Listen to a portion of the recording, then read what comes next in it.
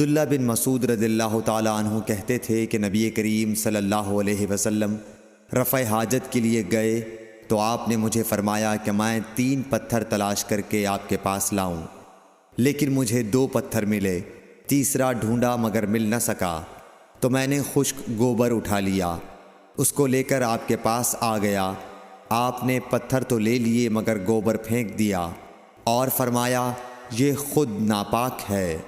صحیح بخاری حدیث نمبر 156۔ ابن عباس رضی اللہ تعالی عنہ کہتے ہیں کہ رسول اللہ صلی اللہ علیہ وسلم نے وضو میں ہر عضو کو ایک مرتبہ دھویا۔ صحیح بخاری حدیث نمبر 157۔ عبداللہ بن زید رضی اللہ تعالی عنہ بیان کرتے ہیں کہ نبی کریم صلی اللہ علیہ وسلم نے وضو میں اعضاء کو 2 بار دھویا۔ صحیح بخاری حدیث نمبر 158۔ حضرت عثمان بن عفان رضی اللہ تعالی عنہ نے پانی کا برتن مانگا اور لے کر پہلے اپنی ہتھیلیوں پر 3 مرتبہ پانی ڈالا، پھر انہیں دھویا۔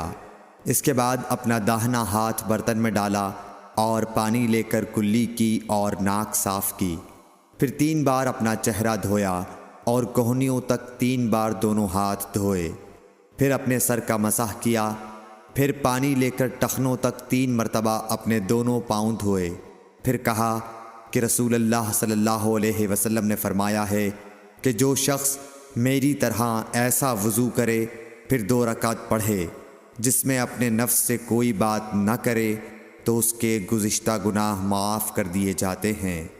صحیح بخاری حدیث نمبر 159۔